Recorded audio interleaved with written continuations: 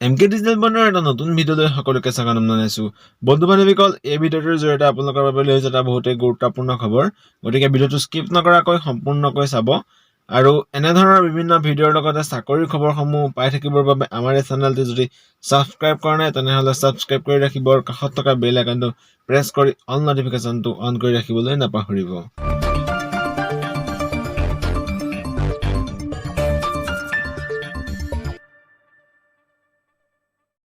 বন্ধু-বান্ধৱীসকল, এই জাননীখন আহিছে state level recruitment কমিশ্যনৰ ফালৰ পৰা।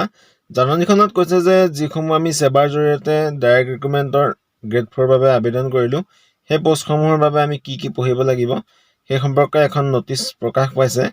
ইয়াত আপোনালোকৰ যিসমূহ 8 পাছ আছিলে, 8 পাছ আৰু যিসমূহ 10 পাছ মানে গ্ৰেড 4 পোষ্ট আৰু 8 পাছ গ্ৰেড 4 পোষ্ট সেইসমূহৰ কাৰণে চিলেবাছখন প্ৰকাশ পাইছে। ইয়াৰ বাবে আপুনি SCRT চিলেবাছ মতে পঢ়িব লাগিব। ইয়াত চিলেবাছখন 8 পাছ কেটেগৰীৰ যিখিনি গ্ৰেড 4 পোষ্ট আৰু মেট্ৰিক পাছ কেটেগৰীৰ যিখিনি গ্ৰেড 4 পোষ্ট, দুইটা কেটেগৰীৰ গ্ৰেড পোষ্টৰ কাৰণে আপোনালোকে একেখন চিলেবাছেই পঢ়িব লাগিব। English, social studies, mathematics, general knowledge আৰু mental ability and logical reasoning, এই 5টা বিষয় দিছে। এই 5টা আপোনালোকে পঢ়িব লাগিব। আৰু টোটেল 135টা মাল্টিপল চইচ কুৱেশ্যন থাকিব আৰু প্ৰতিটোৰ পৰা 1 নম্বৰকৈ থাকিব। টোটেল সময় থাকিব 120 মিনিট আৰু ইয়াৰ বাবে কোনো ধৰণৰ নিগেটিভ মাৰ্কিং নাথাকে। আৰু ইয়াৰ ৰিটেন এক্সামৰ যিটো ডেট সেইটো অতি সোনকালে প্ৰকাশ কৰিব বুলি জনাইছে।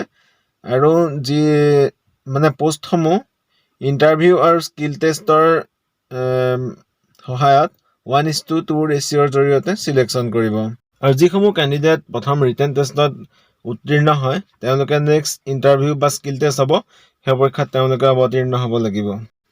আৰু এই খবৰসমূহ আপোনালোকে সেৱাৰ যিটো ৱেবছাইট আছে, সেৱাৰ ৱেবছাইটৰ জৰিয়তে আপোনালোকে সকলো বিতংভাৱে জানিব পাৰিব।